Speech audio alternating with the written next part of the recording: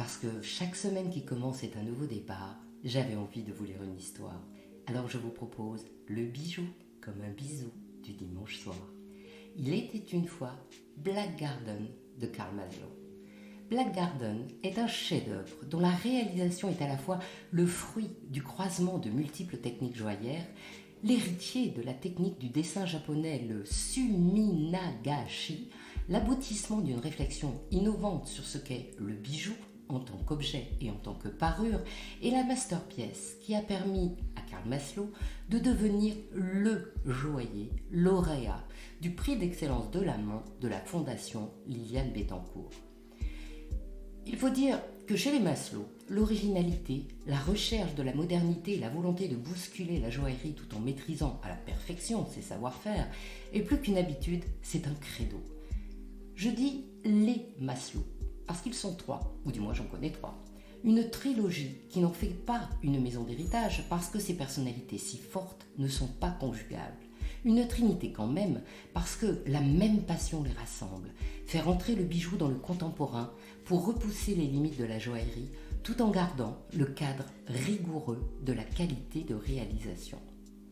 Il y a Robert, le père, orfèvre joaillier révolutionnaire, né à Beyrouth en 1949, arrivé à Paris en 1977 et qui expose dans sa galerie La joaillerie par Maslow non seulement ses œuvres personnelles, mais également nombre d'artistes contemporains qui militent ainsi pour un nouvel esthétisme entre art et artisanat, rassemblant les techniques multiples mais tous militant pour une liberté contemporaine d'un bijou affranchi des codes classiques. Il y a Max, le fils aîné, militant de la première heure de la CAO, car il considère que cette modernité des techniques ne peut qu'enrichir les savoir-faire joailliers et permettre à la joaillerie de pousser encore plus loin les limites de sa création et non se résumer à une exploitation industrielle qui en abolirait les contraintes. Et en tant que Maslow qui se respecte, il diffuse cette conception révolutionnaire en évangélisant par l'exemple. Il enseigne aux jeunes comme aux professionnels, est à l'initiative du groupe d'entraide joaillier sur Facebook et organise les apéros joailliers qui rassemblent les petites mains comme les grands talents dans une cohésion bienveillante dont le secteur n'est pas coutumier. Et aujourd'hui, je vous présente Carl. Bien entendu, c'est un Maslow. Donc son désir est de bousculer le monde du bijou. Comme son père Robert, son aspiration est de réinventer en faisant se percuter les techniques. Mais à la suite de sa résidence artistique à la villa Kujoyama à Kyoto, il mêle au savoir-faire joaillier français les savoir-faire ancestraux de l'Asie. Comme son frère Max, il crée des ponts entre les techniques et les personnes. Mais chez lui, le dialogue va jusqu'à la fusion des cultures et des traditions. Et c'est ainsi qu'il a créé Black Garden, cette pièce unique, où le noir exalte toutes ses couleurs, où le bijou et son écrin sont devenus tableaux, et où la bague en or aux formes humaines est sertie d'acier damassé, et où le bijou est niché à la fois dans une explosion tellurique de pierres brutes et un espace reposant de métal dessiné au thé suivant le suminagashi. Bonjour Carl. Bonjour Anne. Je pense que vous parlez très bien de ma pièce et encore mieux que moi, donc c'est une très belle introduction et je suis vraiment très ému. Ah ouais, ça fait plaisir. Alors, essayons de décrire cette pièce et peut-être déjà de simplifier les notions. J'ai vu que vous étiez un adepte du wabi-sabi et de la technique aussi du suminagashi. Alors pour moi, ces mots me font rêver, mais je dois l'avouer, je ne sais absolument pas ce que ça veut dire. C'est vraiment ancré dans leur culture japonaise, le wabi-sabi, qui est en fait de sublimer l'imperfection et de, on va dire, accepter le défaut. Et je trouvais ça intéressant de l'intégrer dans le bijou parce que quand on est artisan, on a des gestes qui peuvent déraper et qu'on ne contrôle pas forcément. Donc c'est vraiment un dialogue entre la main, l'outil et la matière qui m'a intéressé d'intégrer à cette philosophie du wabi-sabi. Donc de laisser place à l'imprévu. Et cet imprévu, il est souvent le point de départ d'une création. C'est comment rebondir sur une erreur. Le wabi-sabi, il est pour moi associé comme au memento mori. C'est le rappel de quelque chose. Que le temps peut jouer sur un objet ou sur une fleur, par exemple. Donc les fleurs séchées, c'est tout aussi beau qu'une fleur en éclosion. Et c'est ça que je recherchais dans ma démarche. Et alors, dans un bijou, comment ça se manifeste ? Parce que En général, on dit le bijou doit être parfait, super bien poli, super bien serti, super bien tout. Et alors, donc, cette imperfection, ce geste qui dérape, ça peut être quoi? Et bien c'est souvent la rencontre de deux matières entre elles. Donc quelque chose de évidemment très parfait, très poli, très net. Et la rencontre d'une matière qui est totalement brute, qui a été travaillée par la nature. Donc c'est pour ça que dans les créations que je fabrique, il y a souvent cette dualité entre quelque chose de très net et la rencontre d'une matière totalement brute, comme le lapis lazuli que je travaille à l'état naturel, et l'acier damassé que je recrée sous forme d'une matière brute, naturelle. Mais l'acier damassé, c'est quelque chose qu'on travaille. Oui. Donc c'est de l'acier qu'on... quoi? C'est assez simple pas de le travailler, mais de l'imaginer. Je vais essayer d'être le plus concis possible. Il faut imaginer plusieurs plaques d'acier qui sont à teneur en carbone différentes. Donc les aciers doux, les aciers demi-doux et les aciers durs ont plus ou moins de carbone entre... Plus il y a de carbone dans l'acier, plus l'acier va devenir extra dur et noir, ou avoir une nuance de noir. Donc on les superpose entre eux. Donc il faut imaginer des plaques d'acier qu'on superpose de façon méthodique ou aléatoirement. Ça dépend quel graphisme on veut avoir après dans la matière.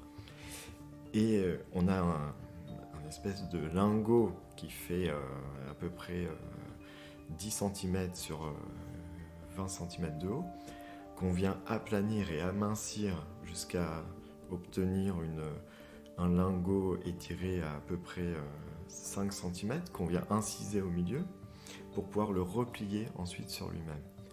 Alors, ce qui est intéressant, c'est que les couches se démultiplient et en fait, cette action est exponentielle, c'est-à-dire que les 10 couches d'acier initiales, une fois repliées, deviennent 20, et on répète cette opération, et les 20 couches deviennent 40, et les 40 deviennent 80, etc. Plus on pousse la finesse, et plus le graphisme est élégant pour moi. C'est aussi une façon d'aller pousser, on va dire, le métal jusqu'à l'extrême.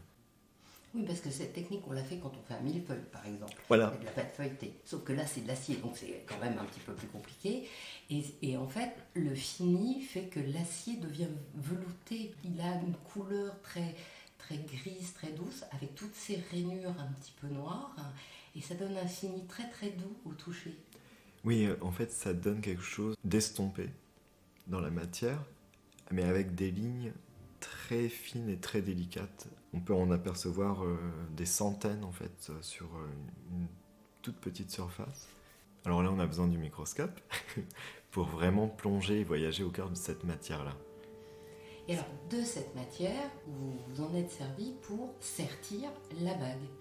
Donc en fait, au lieu de prendre un diamant, donc la perfection absolue, on prend une matière qu'on a déjà travaillée, retravaillée, et qui n'est pas une matière dite noble, mais dont le travail anoblit les faits, pour devenir le cœur du bijou en or. Voilà. Alors, pour la petite histoire, ma démarche de travailler l'acier damassé, elle s'est présentée lors d'une rencontre avec un forgeron au Japon qui s'appelle Kosuke Kato, qui m'a lui initié à l'art de la forge. Et en échange, moi je l'ai initié à l'art de la bijouterie. Et il y a eu un respect mutuel entre nos deux savoir-faire. Donc il y a eu cet apprentissage où en fait je devenais l'élève de Kosuke Kato et lui devenait le lendemain mon élève.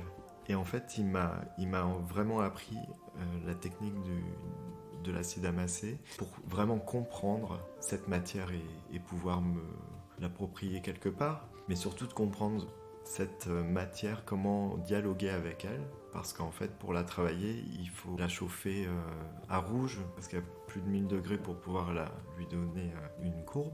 C'est pas du tout comme l'or ou enfin tout ce qui est métaux précieux, c'est des métaux qui sont non ferreux que j'ai l'habitude d'utiliser, et là avec l'acier c'est donc un métal ferreux, donc il y a d'autres techniques et d'autres façons de le travailler. Il m'a initié donc à la fabrication d'un vrai sabre japonais qu'on a construit ensemble, mais on ne l'a pas émoussé pour qu'il soit tranchant. Mais l'idée, c'était vraiment de partir sur la fabrication d'une arme blanche. Une fois cette arme blanche réalisée, je suis venu la briser pour pouvoir récupérer ces fragments-là et les incorporer dans les bijoux. Et je trouvais intéressant de détourner l'usage d'une arme blanche et de la transformer en pierre précieuse, qui, en plus de ça, protège le métal précieux par sa dureté, par le fait qu'il soit trempé. Ça lui donne une pérennité, je dirais, qui peut vraiment traverser les âges dans l'art du bijou et du joyau. D'habitude, le sabre, effectivement, c'est quand même pour le combat. Et là, en fait, on le transforme en préservation de la beauté. Oui. Maintenant, vous allez m'expliquer le deuxième mot compliqué. Oui. Le suminagashi. Suminagashi. Le suminagashi. Alors, qu'est-ce que c'est ? J'ai vu que c'était faire des empreintes d'encre pour faire des impressions sur le papier. Oui, il y a cette technique dans d'autres cultures, mais toute culture, les gens se l'apprivoisent et le détournent aussi. Donc sumi, c'est l'eau, et en fait ça veut dire le suminagashi, c'est vraiment les encres flottantes, utilisées pour le papier marbré à l'origine. Et moi j'ai trouvé on va dire comme un repos en utilisant cette technique, et un écho avec l'acier damassé, où il y a toutes ces strates, toutes ces ondes et ce graphisme que l'on retrouve également dans le métal de l'acier damassé. Le suminagashi, donc, c'est vraiment avec l'encre. C'était pour trouver la surface générale de ma pièce, pour vraiment définir un cadre de façon, on va dire, incontrôlable. C'est difficile de contrôler, et surtout que j'étais pas expert, et c'est ça qui était intéressant. Mais la feuille de thé, en fait, c'était pour colorer l'acier damassé, pour le patiner, et pour éviter d'utiliser des produits toxiques. Des acides. Voilà, à l'origine, on utilise de la chlorure de fer. Et là, en fait, il y a une technique avec le thé, donc de le laisser macérer pendant plusieurs moments. Et en fait, ce qui va donner cette teinte un peu plus noire. Et alors, vous avez fait un dessin pour la surface totale, comme si vous aviez dessiné votre lac, en fait. Oui. Voilà. Et dedans, vous avez mis une plaque d'acier, c'est ça ? Oui. Oui. Et là-dessus, vous avez recréé un acier damassé que vous avez remis à l'intérieur de la bague, qui est à l'intérieur de ce lac. C'est ça, mais c'est dans le sens inverse, parce que j'ai d'abord créé la bague. D'accord. Et cette bague-là m'a inspiré tout l'univers infini qu'on peut avoir autour de cette bague. En fait, dans cette bague, il y a un paysage. Peut-être je le décris. Absolument. Donc en premier lieu, on voit comme une petite montagne et une rivière qui est derrière. Cette rivière, elle passe presque en dessous. Ça donne l'illusion que la rivière passe dans la montagne. Et à côté de cette montagne, qui est aussi en acier damassé comme la rivière, il y a un petit personnage que j'ai sculpté directement dans l'argent, qui est adossé à cette montagne et qui a un diamant serti dans la tête. C'était vraiment pour dire que cette personne-là qui est en train de penser l'infini qui s'ouvre à elle, elle a vraiment des étoiles dans les yeux, parce qu'il y a justement cette notion de liberté qui s'ouvre devant elle et qui a tout à faire. Et c'est pour montrer aussi à quel point on peut être tout petit dans l'univers et que en fait c'est infini ce qu'on peut créer. C'était, on va dire, un petit clin d'œil aussi à ce que j'ai vécu moi au Japon, et c'est un peu comme un autoportrait. L'infini de la création doit se reposer. Oui, ça demande beaucoup de temps. C'est pour ça que vous avez créé un petit peu à la fois l'univers autour de la bague. Oui, il y a eu d'abord le voyage au Japon a donné le point de départ de travailler, on va dire, l'acier damassé, de l'incorporer dans le bijou. À mon retour du Japon, il y a eu beaucoup d'essais pour fabriquer une série de bijoux uniques en acier damassé. Et il y en a un qui est sorti du lot, c'est celui-ci, parce que je trouvais qu'il représentait bien tout ce que j'avais imaginé du Japon. C'est l'ouverture aux échanges, c'est l'ouverture à la nature et au respect des savoir-faire traditionnels. Et ensuite, il y a eu peut-être 4 ans qui s'est écoulé pour que je puisse penser à l'infini qu'il y a autour. Donc c'est passé par d'autres objets, comme les verres de saké que j'ai détournés de leur usage aussi. Le verre de saké devenait une miniature où on pouvait plonger dedans, c'est-à-dire qu'il y avait le regard plongé à l'intérieur du verre. En fait, les reflets et les ombres que pouvait avoir le saké à l'intérieur de ce verre. Le saké se déguste dans des pièces qui sont assez tamisées, avec des lumières chaudes, mis à certains endroits de la pièce pour donner une intimité chaleureuse dans la pièce. Et le fait de mettre le saké dans ce verre donnait d'autres reflets à l'intérieur. Donc j'avais travaillé le métal dans ce verre pour créer une lumière qui rebondissait sur les textures ou les volumes que j'avais mis à l'intérieur de ce verre. En même temps, le travail sur la réflexion de la lumière, c'est intime avec la joaillerie, oui. Quel que soit le support. Donc vous avez utilisé cette pensée sur un objet qui était donc ce verre de saké, et de ce verre de saké, vous l'avez transformé comment ? J'ai eu cette envie de détourner l'usage du verre de saké en rencontrant une maison traditionnelle d'orfèvrerie au Japon, à Kyoto, qui s'appelle la maison Seikado, qui est spécialisée dans l'art de la cérémonie du thé et du saké. Et je trouvais cet objet vraiment dévalorisé en Europe. Et souvent, on a cette image-là du verre à saké où il y a des personnages nus à l'intérieur. Et je trouvais intéressant d'utiliser cet état d'esprit dans lequel j'étais au Japon, lié à la rêverie, à la contemplation, pour créer un paysage beaucoup plus poétique à l'intérieur de ce verre. Et j'ai pris 4 verres, je me suis inspiré de 4 saisons et de 4 rencontres, et j'ai mis en scène toujours 2 personnages à l'intérieur. C'est tout simplement la rencontre de la culture française et japonaise, qui pour moi est complémentaire et qui donne naissance à des choses qui sont totalement imprévues, comme ces verres de saké, comme la pièce Black Garden, etc. Voilà, j'avais l'envie avec cet objet, de promouvoir un peu ces échanges culturels et donner l'envie à d'autres créateurs d'aller à cette rencontre-là d'autres cultures. Et voilà, pour moi, c'est ce qu'il y a de plus important. Donc, si j'ai bien compris, vous vous êtes imprégné de l'acier, vous êtes imprégné de la technique du dessin à l'encre magique, vous vous êtes imprégné de la cérémonie donc du thé, du saké, des objets ritualisés au Japon. Et une fois que vous avez eu toutes ces connaissances et toutes ces techniques dans la tête, vous aviez créé cette bague qui représentait en fait vous,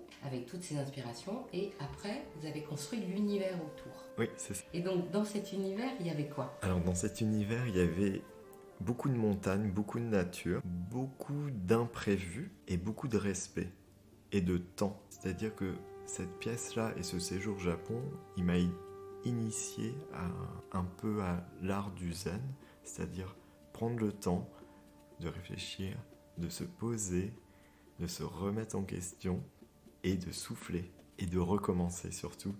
Je dirais, il y a un livre qui m'a beaucoup inspiré, c'est L'éloge de l'ombre, mais il y a aussi L'éloge de la lenteur qui vient après.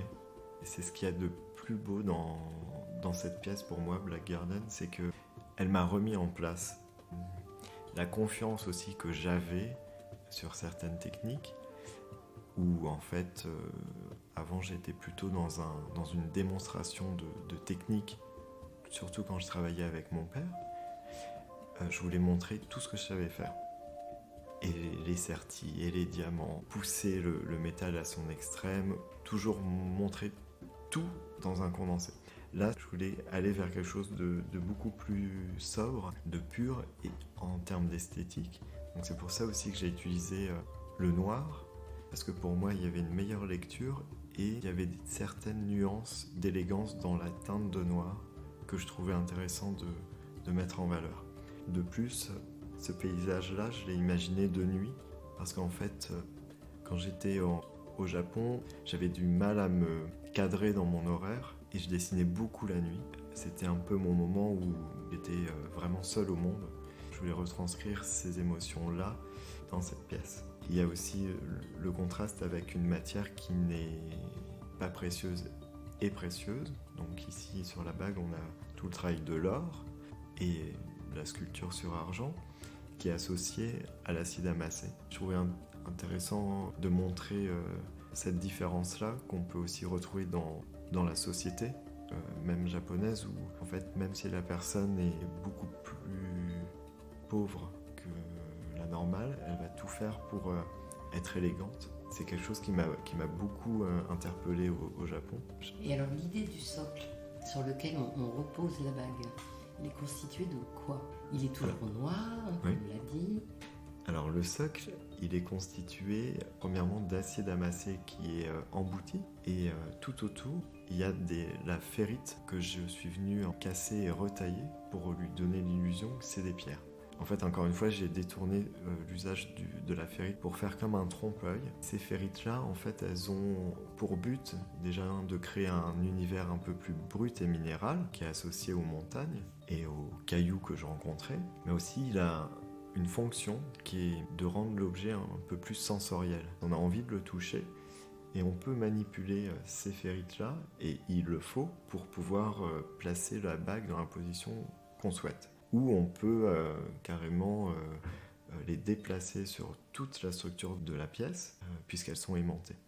Et donc en fait, c'était l'idée que l'utilisateur puisse continuer à modeler ou sculpter la pièce et s'approprier. Vous allez me dire, c'est un peu idiot ma réflexion, mais c'est un peu comme ces mini jardins japonais qu'on met sur le bureau avec du sable et qu'on peut graver dedans et faire des dessins. Sauf que là, vous avez mis, vous, un côté force, genre tellurique, puisque c'est des morceaux de cassés, et que ces morceaux-là vont se reconstituer sa petite montagne à soi, c'est ça? Oui, alors... Ou sa petite fin du monde à soi. Oui, mais c'est très drôle que vous disiez s'apparente un peu au jardin zen, parce que en fait, c'est quelque chose qui est censé être agréable. Ça peut paraître brut et dur à première vue, mais en fait, c'est très doux. Ça peut même pas rayer l'acier. Il faut pas hésiter à venir toucher et à s'y approprier, ou à même se les prendre dans la main pour les malaxer. Comme si c'était un anti-stress, c'est ça?